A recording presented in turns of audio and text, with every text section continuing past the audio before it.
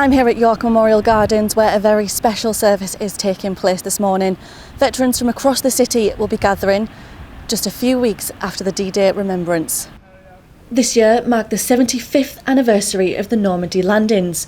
On the 6th of June 1944, also known as D-Day, the Allied invasion of Normandy in Operation Overlord during the Second World War took place. And on the 2nd of July, 5 remaining Normandy veterans gathered at York's Memorial Gardens for a touching remembrance service. This morning is the annual anniversary. We have a service here every year to commemorate those who died in the Normandy campaign, and specifically those who were in the York Normandy veterans. And this event has carried on for many, many years. And we now have 5 remaining veterans who are very keen to remember their comrades, particularly those who died in the Normandy campaign in 1944. It is emotional, but equally it's very important that the veterans meet on a regular basis, to keep in touch with people, and it's important for us to keep an eye on them in the nicest possible way. We've got to look after these people, they deserve our care. The annual ceremony, which usually takes place on the 6th of June, was postponed due to the veterans visiting Normandy for the milestone anniversary. So what will happen during the service? The Reverend David Porter, who is Padre to the veterans, will conduct the service. You will hear that we will have, we've got a trumpeter, we've got Paul Collingridge from the British Legion with a standard, and the most important aspect is that the veterans will lay a wreath on their memorial. One veteran shares his experience of his time in the war. I was an infantryman, so we're frontline troops all the time. And I went for 5 months before I was wounded on the Dutch-German borders. And so they flew me home with the coaster. So that was the happiest day of my life after 5 months of bitter fighting.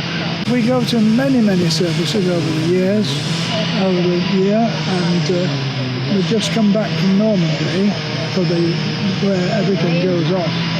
But it's something we must not forget about. It must be kept in the public eye, and we can only do that by we visit schools, talking to the children, pupils there.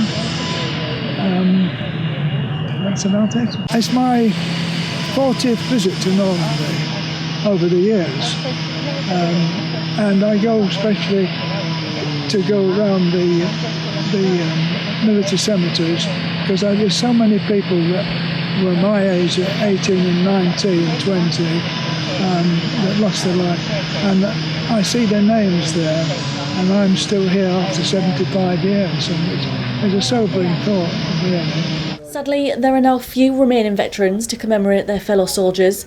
However, that doesn't stop those still around sharing stories and having a good catch-up. Well, we like to get together and chat and, tell a few stories, whatever.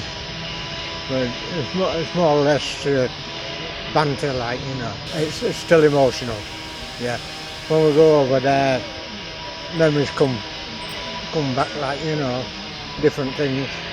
But it's starting to fade away a bit now, because we have our play that we have going now, and the stories that's come out of that, and other stories in the papers over the last 20 years or so. Our memories, some of the nasty moments are fading away, but there's still some memories that'll never go away. It's clear that the veterans want to continue to honour, remember and celebrate those who fought on the day that history was made in 1944, and will do so for as long as they can.